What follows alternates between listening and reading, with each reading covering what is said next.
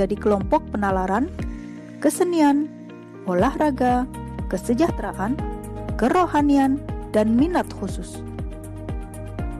Mahasiswa Universitas Negeri Malang dididik dan diampu oleh dosen yang berkualifikasi dan berkompetensi unggul di bidangnya.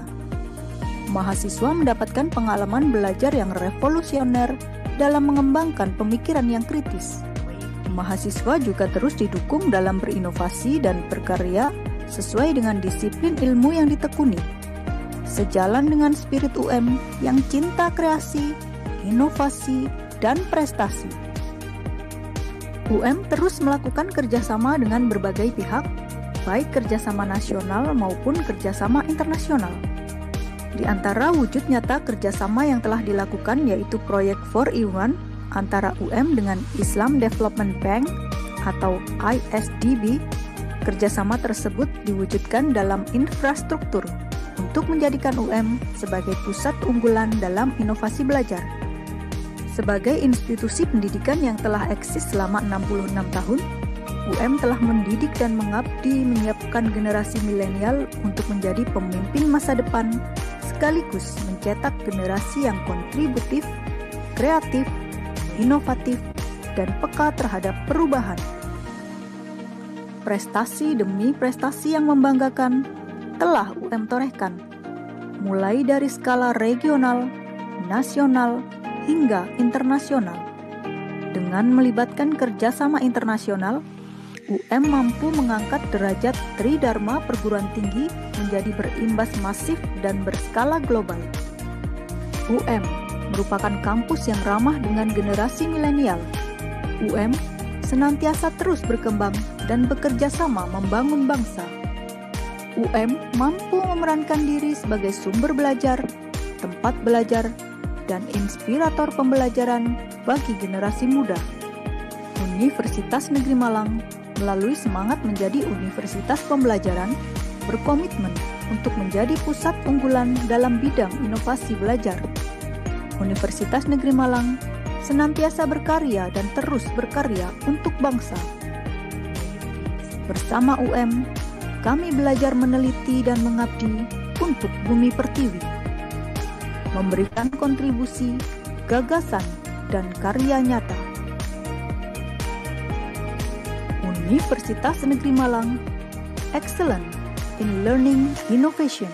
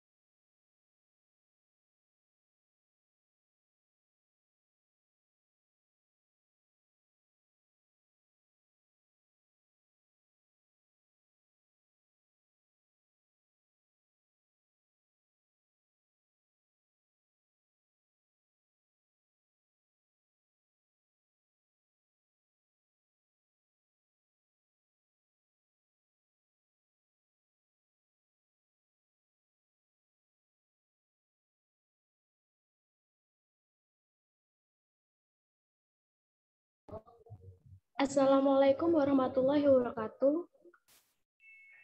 Waalaikumsalam.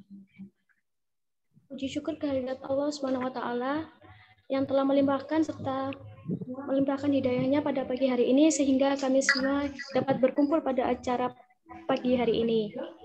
Kedua kalinya salawat serta salam mudah-mudahan tetap tercurahkan kepada junjungan kita Nabi besar Muhammad SAW yang telah membimbing kita dari zaman kegelapan hingga menuju zaman yang terang benderang, yakni ad-dinul Islam wal iman. Untuk acara pada pagi hari ini, yakni mungkin langsung saja saya bacakan susunan acara pada pagi hari ini, yakni yang pertama pembukaan, kedua pembacaan doa, ketiga sambutan-sambutan, keempat penyampaian materi, kelima tanya jawab, dan keenam penutup. Langsung saja untuk acara yang pertama, yakni pembukaan dan pembacaan doa. Langsung saja acara acara pada pagi hari ini kita buka dengan bacaan basmalah. Bismillahirrahmanirrahim. Semoga dengan bacaan basmalah acara kita dapat berjalan dengan lancar, tidak ada kendala apapun. Amin amin ya rabbal alamin. Untuk acara selanjutnya yaitu sambutan yang pertama akan disampaikan oleh Bapak Kepala Desa Kalikatir atau yang mewakili. Untuk tempat dan waktu kami persilahkan.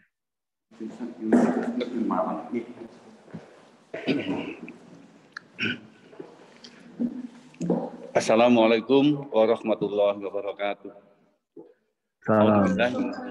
Bismillahirrahmanirrahim. Innal hamdalillah wa ni'matu wa syukurillah la haula wa la quwwata illa billah. Allahumma shalli wa sallim ala sayyidina Muhammadin wa ala alihi wa sallam. Allahumma ba'da. Yang sangat saya hormati adik-adik dari mahasiswa dan mahasiswi Universitas Negeri Malang yang sangat-sangat banggakan, dan semuanya yang pada saat ini sedang melaksanakan atau melakukan istilahnya bertemu muka secara virtual, yang sangat saya hormati dan saya maaf tidak bisa menyebutkan satu persatu. Pertama, marilah kita bersyukur kehadirat Allah SWT bahwasanya sampai saat ini, walaupun kita dalam situasi kondisi yang sangat sedikit menakutkan kalau bisa dikatakan, yaitu tentang viralnya virus corona ini, kita tetap bersyukur bahwa kita dalam keadaan sehat walafiat dan semoga tetap sehat selamanya.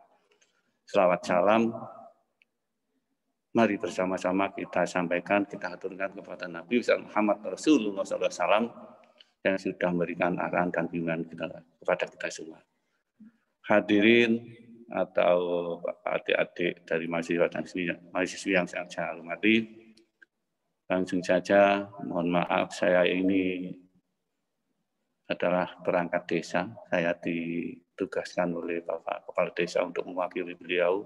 Mohon maaf, saat ini beliau tidak dapat hadir, tidak dapat menyampaikan acara ini secara virtual karena ada sesuatu hal yang sangat tidak bisa ditinggalkan oleh beliau.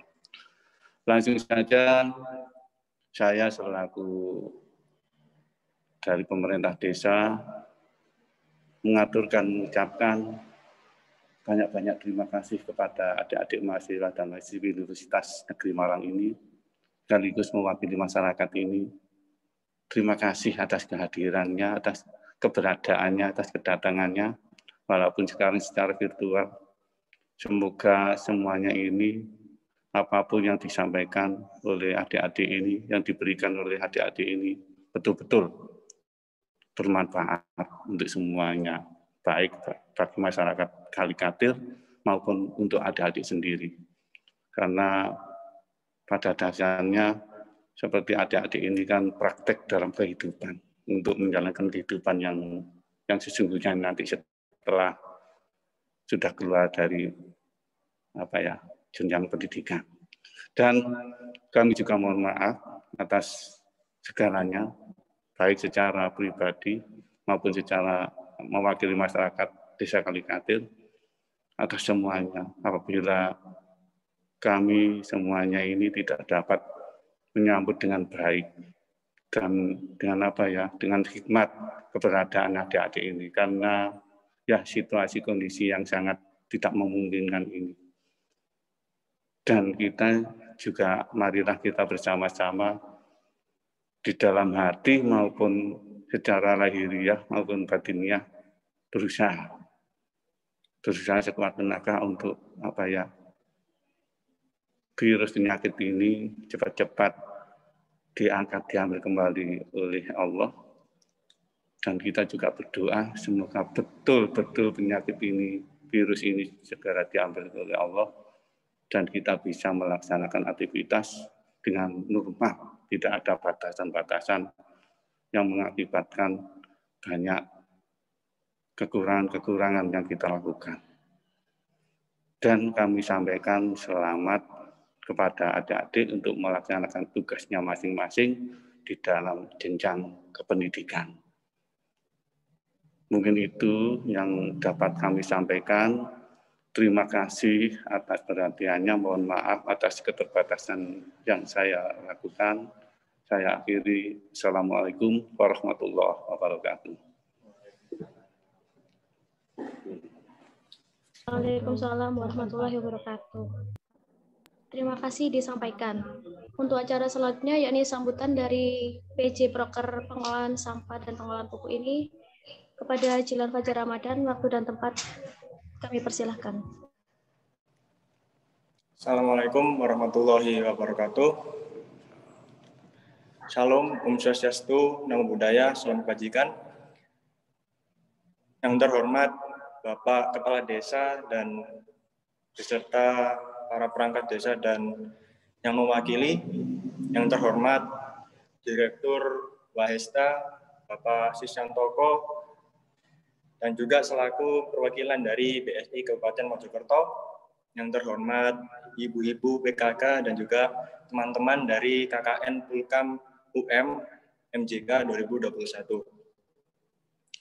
Pertama-tama, mari kita panjatkan puja dan puji syukur kepada kehadirat Allah Subhanahu wa taala, dan juga atas kehadirannya kita diberi kesehatan, sehat walafiat sampai detik ini. Terima kasih yang pertama-tama saya ucapkan untuk Ibu-Ibu kakak, Bapak dan Bapak-Bapak dari Wahesta, Bapak Perwakilan, Bapak Mudin, dan juga teman-teman dari KKN UM Pulkam MJK yang sudah mau ikut berpartisipasi atas kehadirannya di acara kami ini, yaitu pelatihan pengolahan sampah dan penyuluhan pupuk.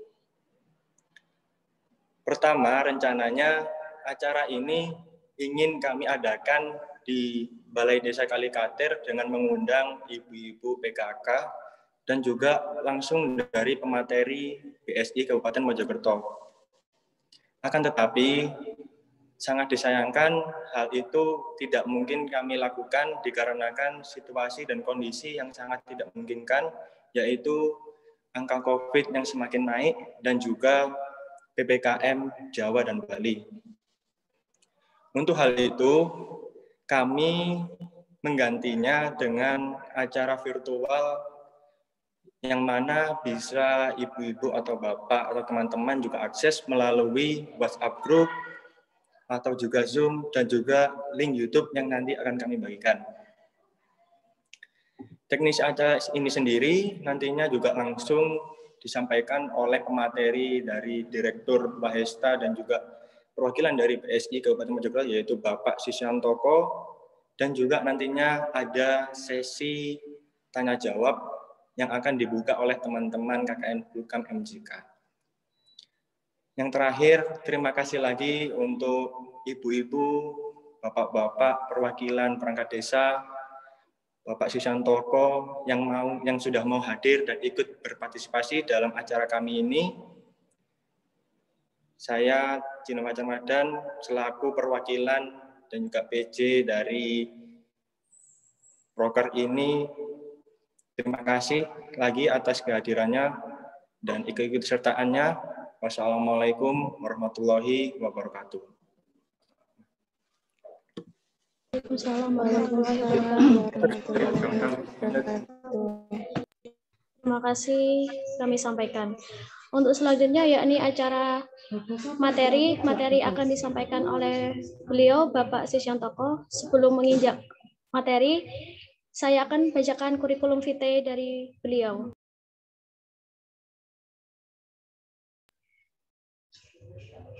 Beliau bisa dipanggil dengan Bapak Sisyantoko, lahir di Mojokerto 31 Desember 1973. Status menikah, Provinsi Jawa Timur, Kenegaraan Indonesia. Untuk pengalaman dan keahlian profesionalnya mungkin bisa dilihat ya di sini, banyak sekali pengalaman beliau ini. Mungkin teman-teman juga bisa melihat ya, barangkali nanti pengalaman dari Bapak ini bisa kita contoh.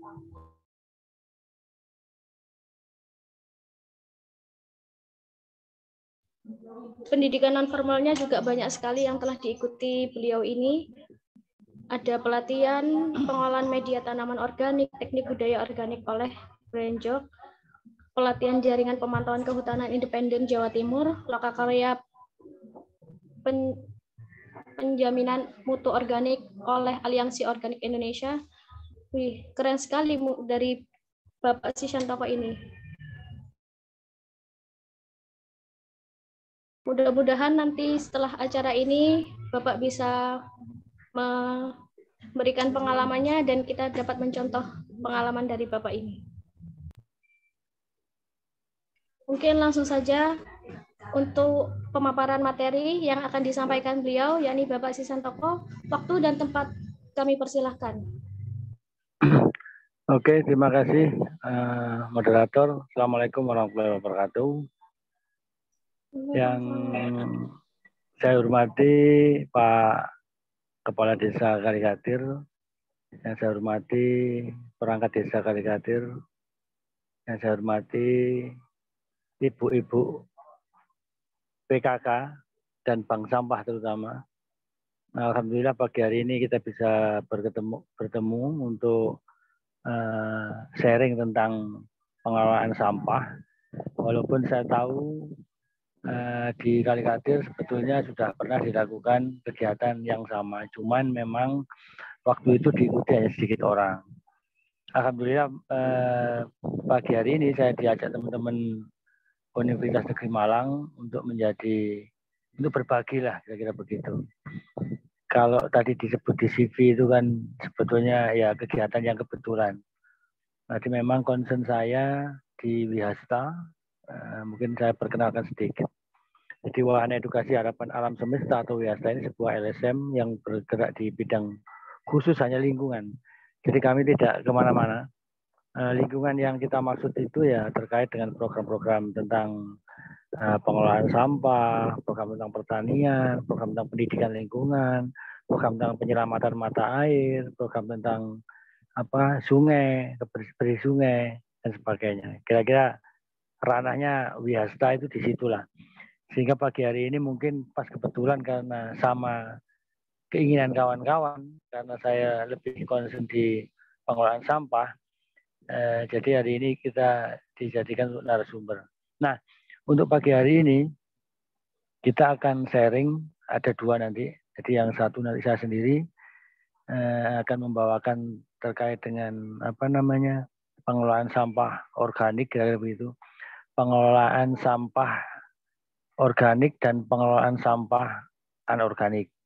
Nah, yang anorganik nanti akan disampaikan oleh kawan saya yang dari Bank Sampah Induk Kabupaten Mojokerto, yang sebetulnya sudah lama berinteraksi dengan ibu-ibu PKK, ibu-ibu bank sampah yang ada di Kalikatir. Kenapa? Karena memang bank sampah ini memang harus dinaungi, harus disemangati, harus didampingi. Yang terakhir harus dibeli sampahnya oleh Bank Sampah Induk Kabupaten Mojokerto. Ini nanti Mas Ambon atau Cak Ambon yang akan memberikan materi. Mas Muryanto panggilnya Ambon, sorry.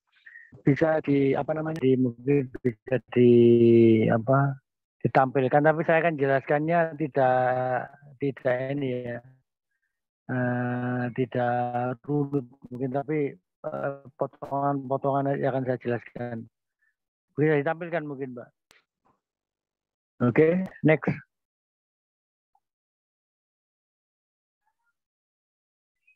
Next, Mbak. Next. Oke. Jadi persoalan sampah di Kabupaten Mojokerto ini kan cukup komplit. Jadi kebanyakan kalau masyarakat kita itu membuang sampahnya, karena kadang-kadang pola pikirnya ini yang masih perlu disadarkan. Jadi ada tingkat kesadaran yang masih belum semua orang mengerti, mungkin paham, sehingga ada kesadaran yang muncul dari dirinya, di mana persoalan sampah ini masih banyak dilakukan pembuangan atau perlakuan-perlakuan yang tidak semestinya. Jadi kalau saya kebetulan sudah melatih ibu-ibu PKK itu ada sekitar 150 kali ya. Kami melakukan pelatihan di Kabupaten Mojokerto. Ketika saya tanya gimana sampahnya, dibuang kemana sampahnya, rata-rata mereka membuang sampahnya itu kan ke sungai, ke belakang rumah, ke jembatan, dibakar atau ditanam, dibuang ke, kalau dulu itu namanya pawan ya, atau lubangan di belakang rumah itu ya. Kemudian ada yang banyak juga dibuang di ini namanya tuang. Tuang itu biasanya di antar batas desa itu kan ada ruang, di mana ruang itu bisa dipergunakan. Mereka sering menggunakan untuk membuang sampah. Itu rata-ratanya seperti itu. Jadi kebanyakan kenapa mereka melakukan itu karena mereka belum tahu, belum mengerti bahwa itu akan menjadi bom waktu. Jadi ya itu yang melatar belakangi kenapa kita harus ada program tentang pengolahan sampah. Jadi masalah-masalah itu yang ada. Kemudian ada keterbatasan dari pemerintah juga di dalam melakukan program penjemputan sampah yang dilakukan oleh Dinas Lingkungan Hidup. Jadi kalau di Kabupaten Mojokerto itu dengan hampir 300 desa, itu tidak mungkin semua desa akan diambil.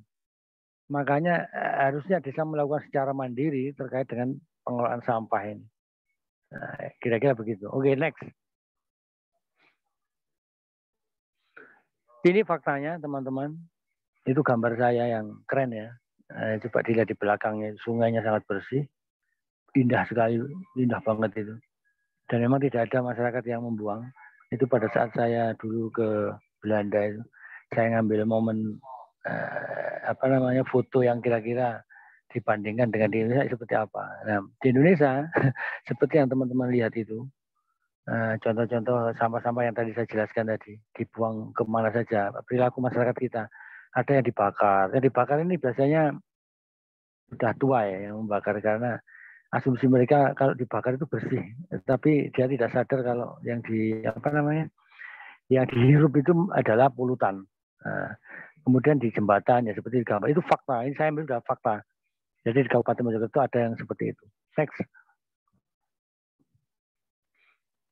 Nah, timbunan sampah ini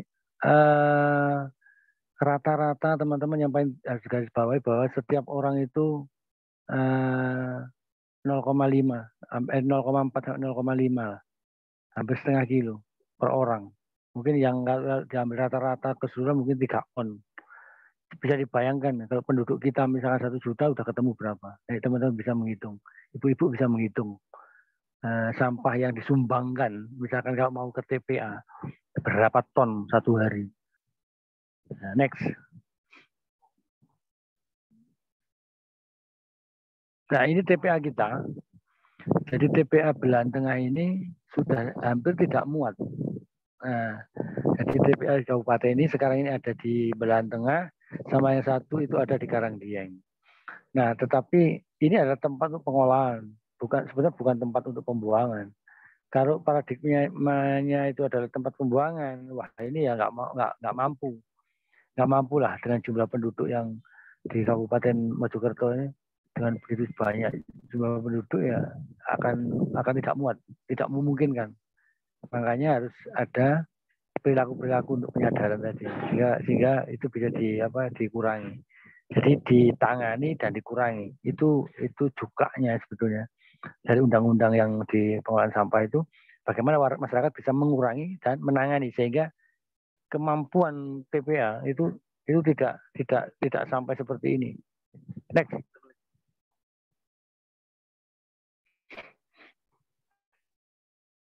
Nah, ini yang paradigma kita dulu.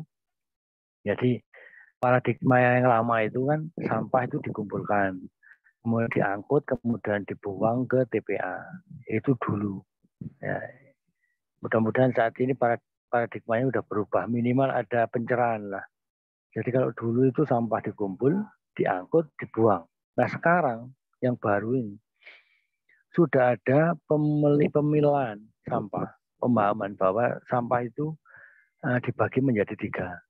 Ada yang organik, ada yang residu, atau biasa orang menyebut B3, ada yang anorganik. Nah, yang organik itu kemudian sampahnya itu bisa dikompos. Kemudian residu pasti dibuang ke TPA. Ya. Jadi yang residu ini kita nggak boleh mengelola. itu kewajibannya pemerintah, yang kemudian siapa yang bertanggung jawab ya tentu adalah Dinas Lingkungan Hidup. Jadi dibawa ke sana. Nah, yang anorganik ini yang nanti akan sedikit juga akan disampaikan oleh Cak Ambon. Penanganan sampah organik itu yang layak itu masih bisa digunakan atau bisa dijual atau bisa didaur ulang, dimasukkan bank sampah dan sebagainya. Oke, itu. Jadi 3 itu yang paling penting. Jadi di lama dan yang baru itu perbedaannya jauh. Oke, next. Next, Mbak.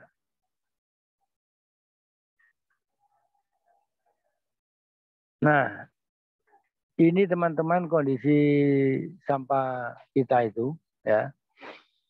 Jadi cara penanganannya yang selama ini saya tahu itu pertama. Jadi untuk menyelesaikan sampah yang itu bukan tadi ya.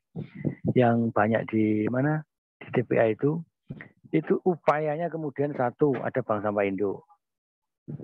Ini untuk pengolahan sampah anorganik. Kemudian ada bank sampah unit. Ini juga pengolahan sampah anorganik yang ada di kampung-kampung atau di desa-desa. Nah, kemudian ada juga yang namanya TPS 3R, di mana di Kabupaten Mojokerto ini menjadi programnya Kementerian Lingkungan Hidup dari pusat. Jadi setiap tahun itu ada. TPS 3R itu tempat pengolahan sampah terpadu, reuse, reduce, recycle. Jadi sudah lengkap sebetulnya. Sampah organiknya diatur, sampah anorganiknya diatur, B3-nya diatur. Nah, TPS 3R ini di kabupaten ini juga menjadi concern kita untuk membantu, ya, untuk membantu melakukan pelatihan, melakukan pengolahan kompos, melakukan penjualan, itu kita bantu. Di Kabupaten Mojokerto ada beberapa yang sudah berjalan, yang bisa bersuadaya. Kemudian yang keempat kompos rumah tangga. Jadi ini perlakuannya. Kalau mau menyelesaikan sampah ternyata ada 4 level yang bisa dilakukan. Yang lain apa? Yang bagaimana? Ya silakan nanti dilenturkan lah kira-kira konsepnya ini. Next.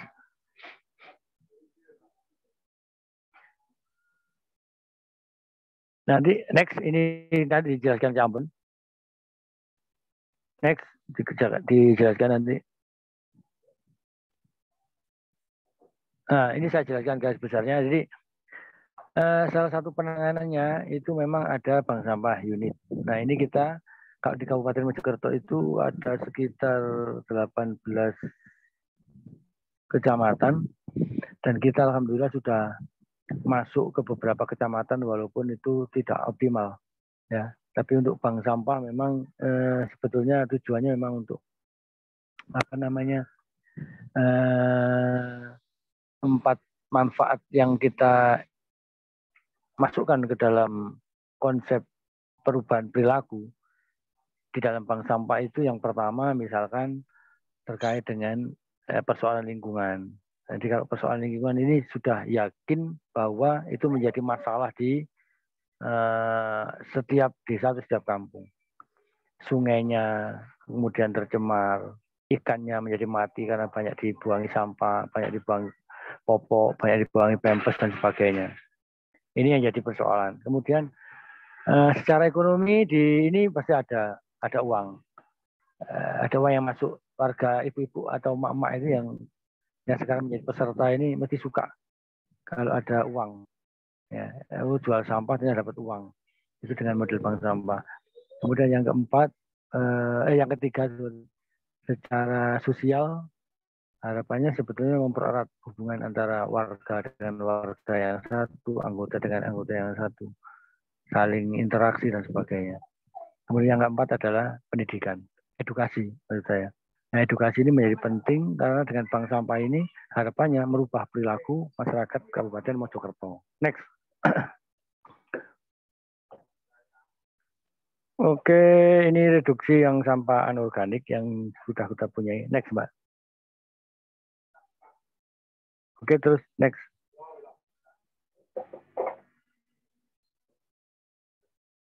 Oke, nanti next saja, ini nanti masuk di dalam next.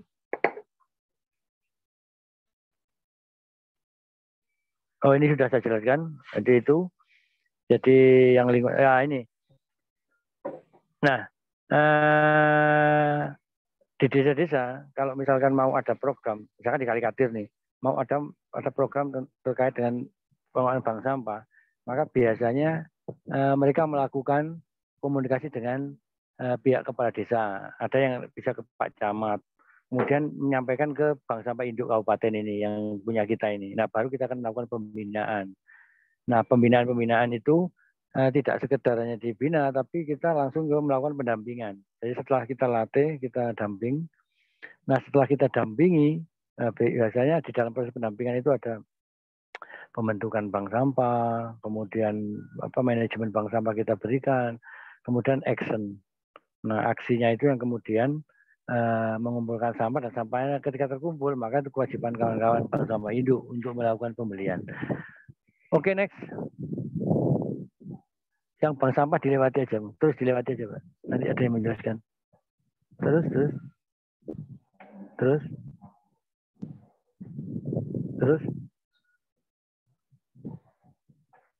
Oke, cukup.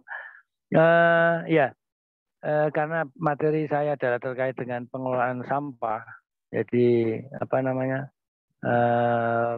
sampah organik, mungkin bisa diputarkan file yang satunya, yang bukan ini, yang kompos.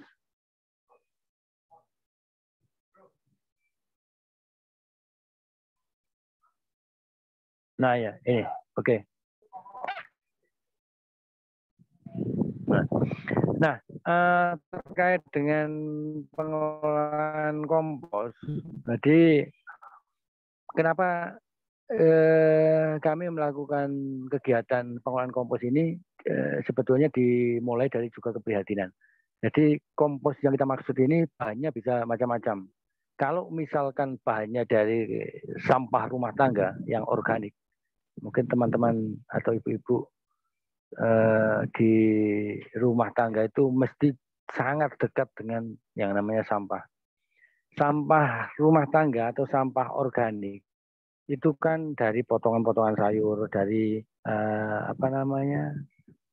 ikan misalkan, kemudian dari sisa makanan, dari sisa nasi, dari tulang, dari cangkang telur, dari kulit buah dan sebagainya. Itu yang disebut sampah organik.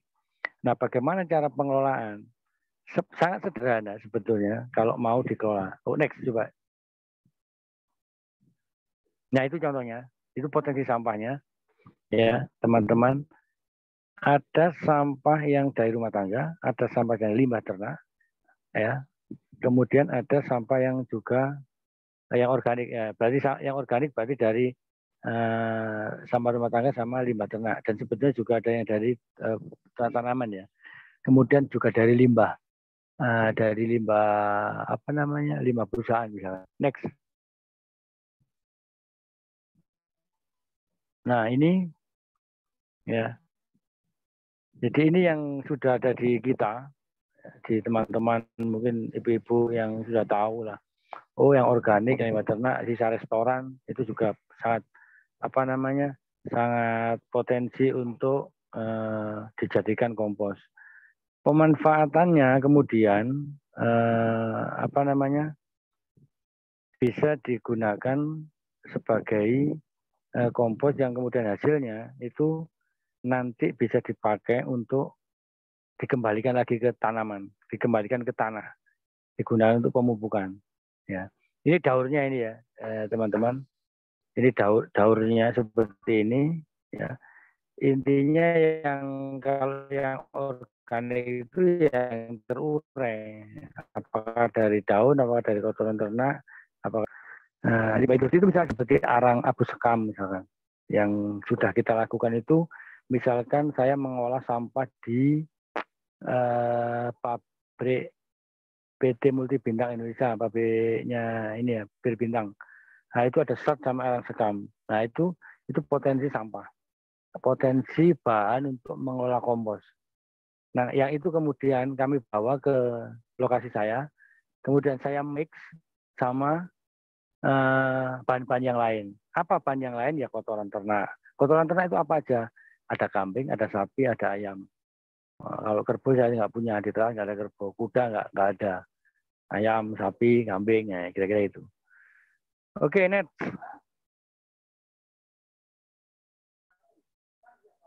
Nah, ini pengertian kompos, mungkin teman-teman bisa membaca.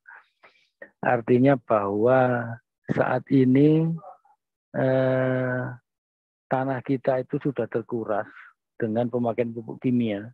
Diakui atau tidak, faktanya bahwa tanah kita itu yang harusnya ketebalan tanah, atau orang bilang itu linet, lumpur yang ada di dalam tanah itu harusnya kan dalam.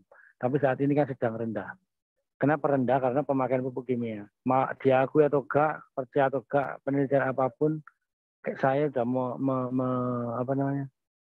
saya sudah membuktikan bahwa ketika tanah itu dipakai pupuk kimia yang berlebihan, maka sebetulnya itu banyak yang menguap tanahnya.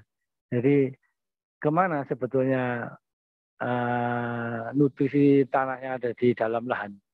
Itu kan diambil oleh tumbuhan, ya. Ya berubah bentuk saja, berubah bentuk dari tanah kemudian ke tumbuhan. Nah itu kan setiap tahun. Artinya apa? Ada yang pengurangan. Nah, kemudian ada yang dilepas ke udara. Nah itu tanahnya, makanya kompos ini menjadi penting karena jasad organik di dalam organik ini itu kan harus dikembalikan lagi. Nah, artinya apa? Tidak ada penggantinya kecuali dari bahan-bahan alami, dari bahan-bahan yang tadi kita diskusikan ini.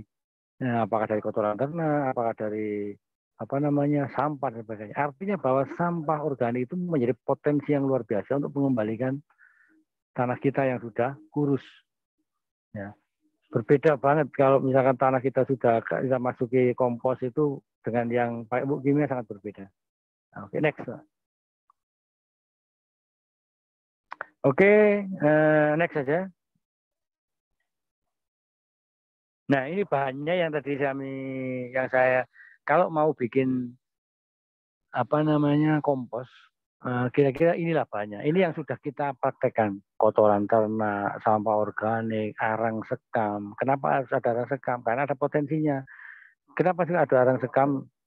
Nah, coba teman-teman browsing. Kenapa? Karena di dalam arang sekam itu bisa menyerap air, bisa menyerap bau, bisa menambah nutrisi dalam kompos itu sendiri. Kenapa? Karena kandungan silika itu ada di dalam arang sekam. Mungkin ini nanti teman-teman bisa inilah. Kemudian ada dolomit, kapur pertanian. Itu ditambahkan pada saat kita yang ada di lahan-lahan pegunungan. Kenapa? Karena kapur kita ini kurang.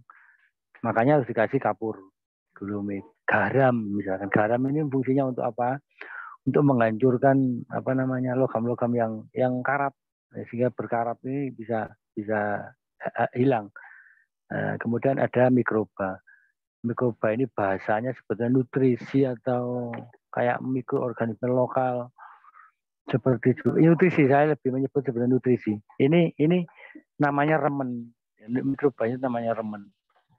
Jujur kita tidak buat sendiri, tapi ada kerjasama dengan teman-teman di Jogja, di mana memang ini digunakan untuk penggiat lingkungan, untuk kawan-kawan yang melakukan pengolahan sampah. Ini sendirilah ini. Tapi bagaimana kalau tidak ada itu? Ya bisa digunakan bahan yang lain, cuman agak lama. Jadi misalkan remennya ini nggak ada atau mikrobanya nggak ada, maka diganti dengan yang namanya MOL, mikroorganisme lokal. Dari apa? Dari air kelapa, airnya beras dicampur dengan gula tetes, dicampur dengan jus nanas busuk, jus buah lah, yang gulanya banyak kira-kira gitu. Nanti dicampur jadi satu, ditutup ya, kemudian dibiarkan 15 hari, itu bisa dipakai. Next.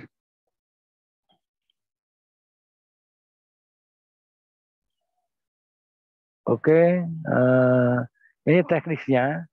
Teknisnya nanti ada di video teman-teman, nanti silakan dilihat. Jadi kalau kita ini sebetulnya pada saat mengompos itu metodenya pakai, kalau teman-teman bikin kue lapis, dilapis. Misalkan yang pertama itu kotoran ayam tadi sama sekam. Karena ada itu kan. Kemudian disiram, digembur dengan remen. Nah, remennya ini 1 liter banding 200. Ya, 1 liter banding 200. Jadi 200 air ditambah 1 liter diaduk.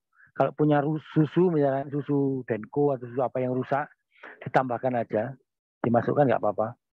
Kemudian digemburkan di sini, di lapis pertama. Lapis kedua dikasih kotoran sapi, misalkan disiram lagi. Lapis ketiga, nah kalau punya sampah organik banyak ya sampah organik dimasukkan, dilapiskan begitu, disiram lagi, terus dikasih arang sekam.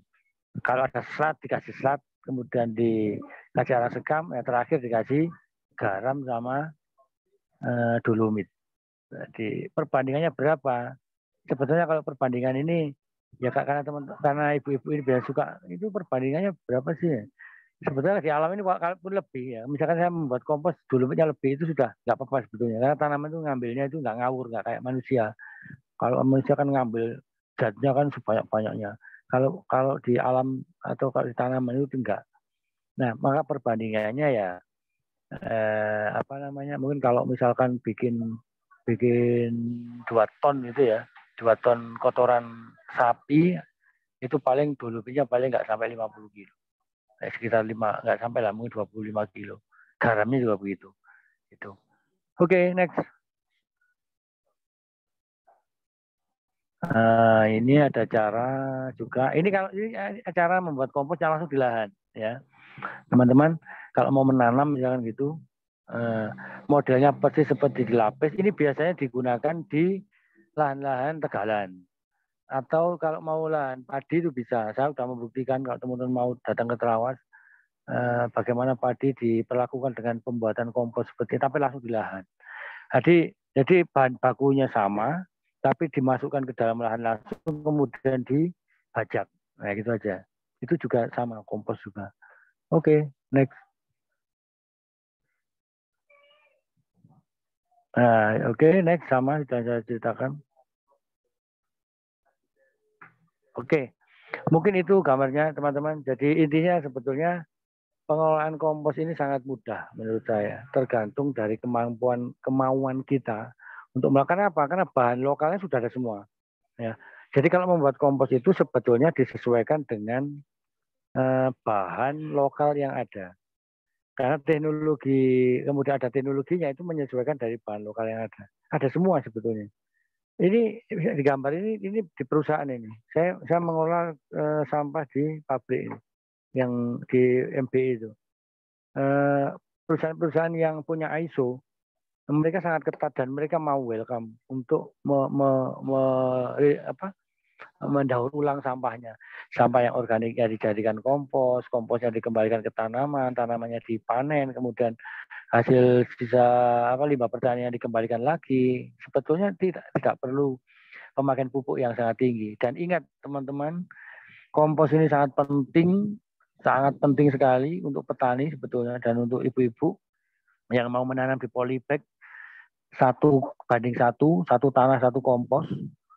Kenapa saya anjurkan begitu? Karena saat ini faktanya 1 hektar tanah itu pupuk kimianya itu 60%, 60 kilo. Sekarang dibayangkan biasanya petani itu memakai itu sekitar 2 atau 3 kintal. 3 kuintal pupuk kimia. Sekarang 1 hektar itu hanya 60 kilo. Itu kebijakan pemerintah. Artinya apa? Artinya dipacu kita untuk menjadi petani yang kreatif, petani yang kekeh, petani yang harus berpikir bagaimana untuk mengembalikan unsur hara ini. Ya dengan kompos, hanya dengan kompos, tidak ada dengan yang lain. Saya pikir itu mungkin penjelasan saya tentang pengelolaan kompos. Kalau ada pertanyaan nanti silakan, tapi intinya bahwa kita melakukan ini, Wiyasta melakukan ini, saya dan mungkin Cak Ambon yang sumber kedua ini, kami melakukan ini supaya kami tidak disebut orang gagal program. Makanya kalau di Terawas ya kami sudah ada namanya rumah kompos. Ini kebetulan saya ada di pinggir rumah kompos dan ada di lahan pertanian yang kita medianya pakai kompos. Itu mungkin sementara dari saya. Moderator, terima kasih. Saya kira Assalamualaikum warahmatullahi wabarakatuh. Waalaikumsalam warahmatullahi wabarakatuh. Terima kasih kami sampaikan. Kok sampean jelaskan? Untuk selanjutnya, apakah ada materi yang perlu disampaikan lagi, Pak? Iya, sorry. Iya, Mbak. Ada materi yang akan disampaikan oleh Cak Ambon. Mungkin menjelaskan terkait dengan pengelolaan sampah organik, di mana pendekatannya dengan bank sampah. Cuma karena ibu-ibu di Kalikatir ini sudah ada bank sampah, mungkin akan bentuknya direview saja, merefresh saja. Ya, gitu ya. Nah, oke, silakan Cak Ambon. Baik, terima kasih untuk beliau. Waktu dan tempat kami persilahkan.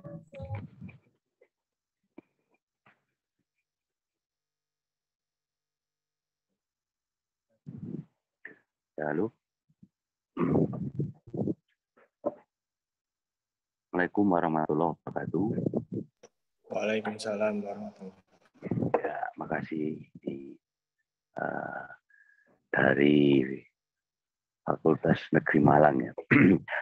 Perkenalkan dulu, nama saya Muryanto. Teman-teman di Terawas manggilnya lebih akrab dengan panggilan Cak Ambon. Juga orang-orang Kalikatir kenal. Mungkin saya mengisi terkait dengan jenis-jenis sampah, dan diakui tidak, saya memberikan aplaus untuk bank sampah Kalikatir yang sampai saat ini, walaupun di masa pandemi ini banyak bank sampah yang ya istirahat, tidur dari kisaran 280 bank sampah yang kami latih.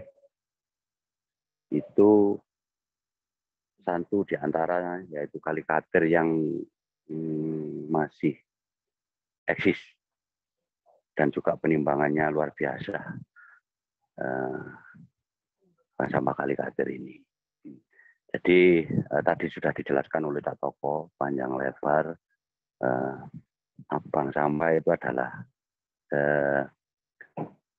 polanya itu istilahnya apa ya, mendekat sebelum ke TPA, karena faktanya dari berdasarkan survei kita itu menghasilkan sampah kisaran 0,4 kg per hari. Nah, faktanya di TPA sendiri itu didamping. Nah, kita sebagai masyarakat berusaha untuk bagaimana ini sebelum ke TPA ini itu yang laku kita kelola. Istilahnya jadi tukang rombeng ya. Tapi kalau bank sampah ini kan jamaah, tukang rombeng kan sendiri ya, individu. Ini beda karena kalau bank sampah ini ada 3 kategori, yaitu 1 terkait dengan edukasi, terkait dengan lingkungan, dan juga di situ ada nilai uang. Secara tidak langsung atau langsung ini akan berdampak pada anak-anak dan cucu kita.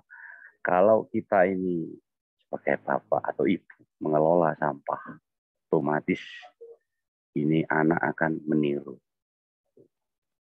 Di situ ada jenis-jenis sampah yang di materi itu, yaitu yang pertama adalah plastik.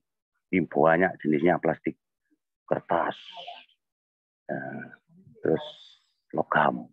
Ya, oke. Coba yang materi plastik, jenis-jenis sampah. Coba di net, jenis-jenis sampah.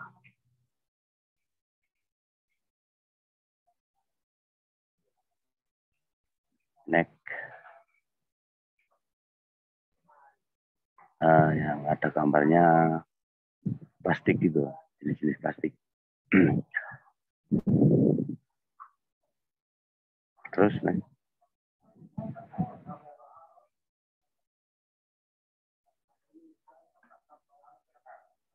Terus ya kategori dan jenis sampah plastik, yaitu ada gelas plastik bersih termasuk aqua, termasuk ale-ale atau pop es yang gelasnya itu ada kembang-kembangnya itu ada kotor. Kalau misalkan kotor harganya 3.200, kalau gelas aquanya bersih. Jadi bersih itu bukan berarti dicuci ya. Bersih itu gelas aqua itu kan ada labelnya. Jadi labelnya itu dikelompok. Nah, labelnya ini laku. Cuman itu harus banyak dan itu ada dua jenis. Ada PVC sama PET labelnya. Nah, karena ini di bank sampah itu sedikit sehingga dalam memilah itu memerlukan biaya, maka ini yang sampai sekarang bank sampah juga tukang rombeng ini belum memanfaatkan. Nah, ini yang nanti larinya sebagai residu ke TPA kalau di kampung ada pengolahan sampah. Nah itu. Nah ini kalau bersih ini harganya menjadi kisaran 7.200. Terus botol kosmetik atau blowing, nah, termasuk bekas hand body, sampo, bekas bola plastik, celengan plastik, atau apa namanya, bekasnya pembersih muka, bekasnya cat tembok, itu masuk dalam kategori plastik jenis blowing atau HD. Nah ini harganya kisaran 3.000 lebih.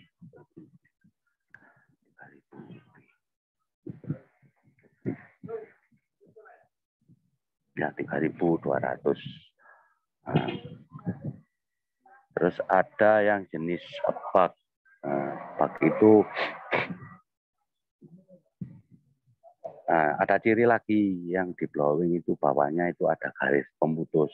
Nah, kalau bag itu lentur, tapi enggak bulat, enggak ada garis pembatas. Itu namanya bak warna. Kayak misalkan bak luluh untuk bangunan. Gitu. Nah itu harganya kisaran 3.000 per kilo. Nah kalau galon, misalkan galon yang sudah pecah, ini biasanya bijian. Kita di bank sampah belinya kisaran per biji itu 3.000. Nah, kalau plastik daun, katakanlah plastik daun. Misal contoh itu plastik kresek atau bekasnya Indomie, itu kan yang sering dibuang ke sungai sama jembatan. Nah, ini bank sampah Indo ini beli juga. Kalau kresek itu warna-warni campur, itu harganya 500 per kilogram. Sama dengan plastik plastik sablon kayak bungkusnya Indomie, mie sedap, atau bungkusnya roti. Nah ini sama harganya. Tapi ketika di bank sampah ini tidak dipilah sendiri antara plastik sablon sama kresek, ini yang membuat perbedaan harga. Karena kami masih memilah di bank sampah Indo. Kalau plastik bening ini ada jenisnya, ada PE, ada PP. Nah di bank sampah ini kalau itu kita berikan ilmu tentang pilahan, maka kekurangan barang. Jadi dijamak aja plastik bening, harganya kisaran 1.100. Kalau saset ini yang sudah 1 tahun lebih ini trouble, atau kita mau jual laku sebetulnya, cuma kita kalau beli di bank sampah seharga dulu Rp500, maka kita mau ngambil aja sudah min di transport. Ini yang masih dalam proses supaya laku lagi, karena diakui tidak di bank sampah unit, setiap bank sampah unit menghasilkan metalising atau multi layer, yaitu lebih dikenal dengan saset. Di setiap bank sampah, nah, di gudang ini ada sekitar 2 truk kalau nggak salah, itu masih tetap saya tumpuk karena kami akan mengupayakan bagaimana saset ini nanti laku lagi, dan kita masih dalam proses, mudah-mudahan yang di Jombang ini nanti bisa menyelesaikan terkait dengan saset tadi. Nah, kalau misalkan itu yang jenis-jenis plastik, ada bekas sepatu, ada bekas sandal, itu yang jenis gembos. Jadi bukan spon atau sandal jepit, itu yang kami ambil, yang kami beli. Nah, per kilo kisaran harga Rp800. Nah, itu yang kalau misalkan jenis plastik, ini yang plastik ya, yang kertas, kardus. Ada kardus sudah umum harganya.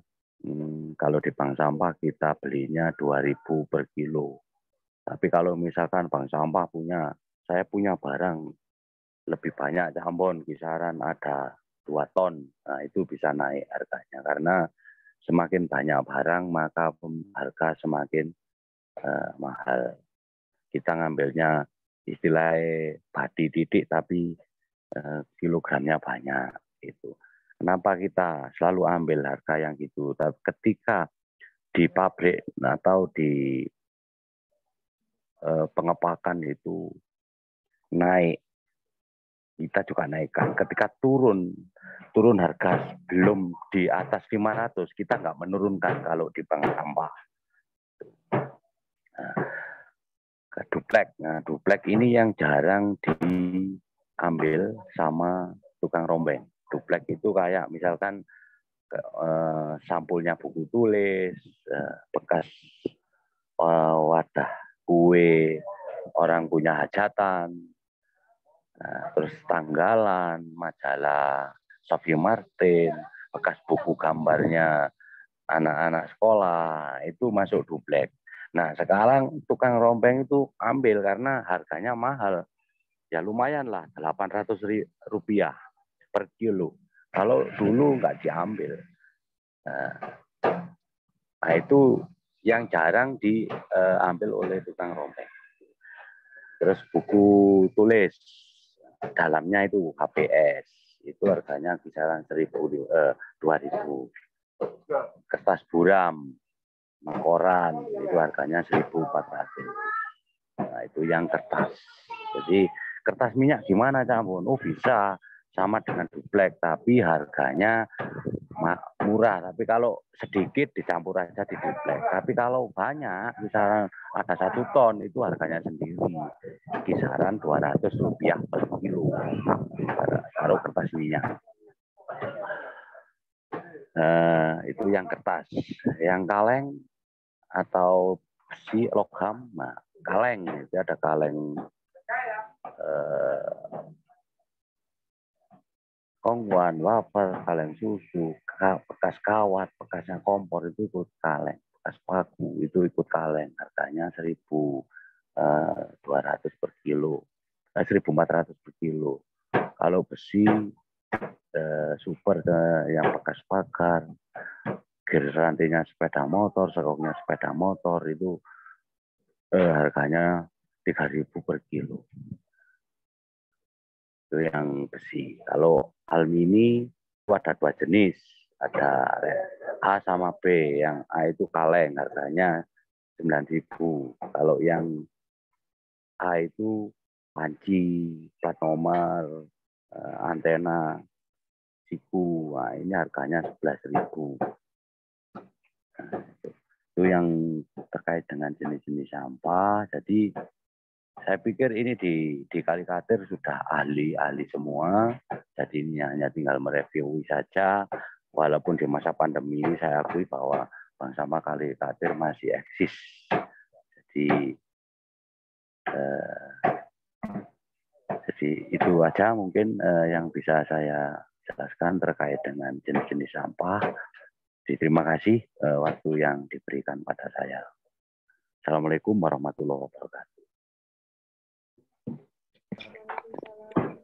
Waalaikumsalam warahmatullahi wabarakatuh. Terima kasih kami sampaikan.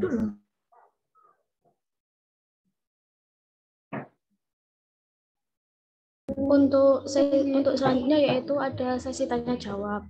Untuk sesi tanya jawab ini mungkin dilakukan di grup WhatsApp agar peserta lainnya lebih leluasa untuk bertanya yang belum diketahuinya.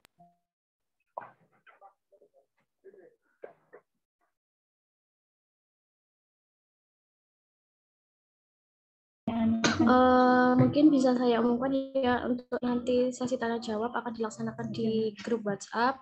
Nanti ada 3 pertanyaan yang dipilih dan akan mendapatkan door prize atau hadiah yang akan disediakan oleh mahasiswa.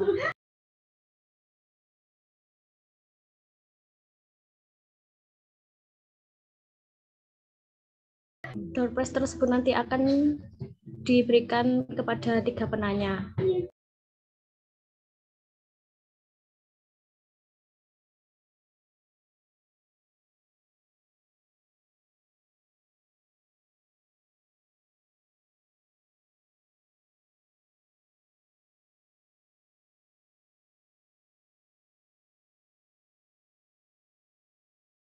Untuk penyampaian materinya sudah ya. Apakah ada closing statement dari pemateri? Monggo, Bapak Siswantoko. Oke, ya, saya dan Mas Ambon, Pak Muryanto, berharapnya kepada adik-adik dan ibu-ibu bank sampah, Kalikatir, di era pandemi ini saya pikir tetap harus melakukan pengelolaan sampah. Karena pengelolaan sampah yang dilakukan secara mandiri pun, di rumah pun, ini sebetulnya kan bisa dilakukan. Sangat sederhana. Artinya bahwa bukan karena pandemi, COVID, kemudian masyarakat tidak melakukan aktivitas pengelolaan sampah. Kemudian untuk adik-adik yang KKN, saya pikir ilmu ini bisa diterapkan, bisa digaungkan. Kemudian kalau misalkan butuh pencerahan dari kami-kami yang pelaku, ya kami siap untuk membantu adik-adik. Misalkan dari berapa orang yang di Kalikatir, misalkan ada yang ingin melakukan pelatihan di kampungnya, kebetulan di Mojokerto, ya kita akan senang, kita akan menghadiri, pasti akan menghadiri ke kampungnya adik-adik. Kalau misalkan di luar Mojokerto, ya tidak soal juga, asalkan nggak jauh ya. Itu aja mungkin dari saya. Mudah-mudahan ini bermanfaat, dan Kalikatir karena di sini ada pemerintah desa, mudah-mudahan kalau bisa nanti akan dianggarkan untuk pengelolaan sampah yang TPS 3R, tempat pengelolaan sampah terpadu. Jika memang desa belum kuat untuk membuat program itu, maka sebenarnya bisa mengajukan ke PU Kabupaten Mojokerto. Coba nanti dari situ nanti bisa sebetulnya akan diprioritaskan atau akan diperhatikan oleh PU yang akan diajukan ke Kementerian Lingkungan Hidup. Siapa tahu nanti akan dapat. Itu aja mungkin dari saya, Mbak. Mudah-mudahan bumi kita tetap lestari, mudah-mudahan kesadaran akan pentingnya menjaga bumi itu selalu ada di hatinya adik-adik dan hati kita semuanya. Itu aja dari saya. Terima kasih. Terima kasih saya sampaikan. Mungkin kita sudah di penghujung acara. Kesimpulan yang dapat saya ambil pada materi ini yaitu ada beberapa pengelolaan sampah. Sampah dibedakan menjadi 2, yaitu ada sampah organik dan anorganik. Masing-masing sampah tersebut dapat dimanfaatkan dengan adanya bank sampah induk, bank sampah unit, TPA 3R, kompos RT. Sampah satu orang adalah harta orang lain. Orang yang berbeda memiliki ide yang berbeda tentang apa yang bagi mereka berharga. Sekian dari saya, mohon maaf apabila ada salah kata. Wallahul muwaffiq ila aqwamit thoriq. Wassalamualaikum warahmatullahi wabarakatuh. Waalaikumsalam warahmatullahi wabarakatuh. Mohon maaf sebelumnya kita bisa on cam terlebih dahulu untuk sesi dokumentasi.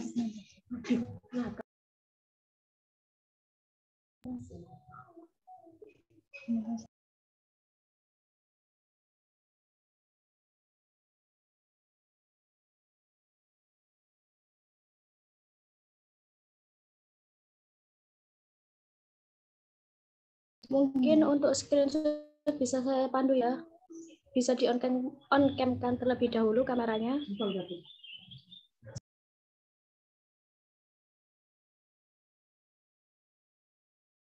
1, 2, 3.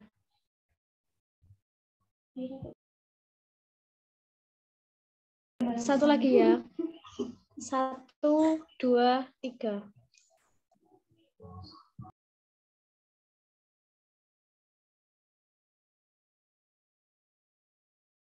Mungkin sudah ya. Terima kasih Bapak Sisantoko atas ilmu yang diberikan. Semoga bermanfaat untuk kita semua dan menjadi Sama-sama. amalan Amin. Bapak.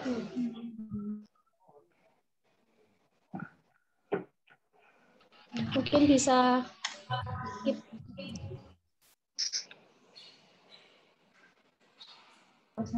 langsung.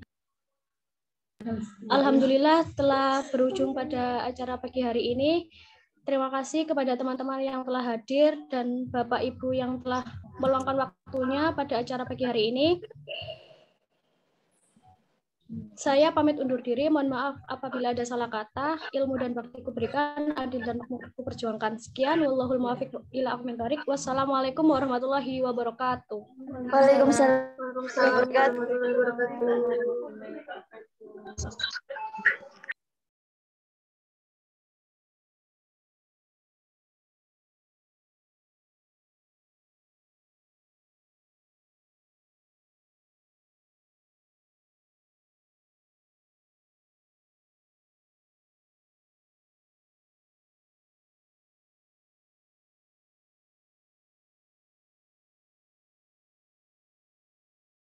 Monggo, langsung evaluasi.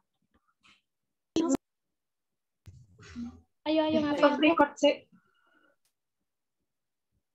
Oh iya, lupa.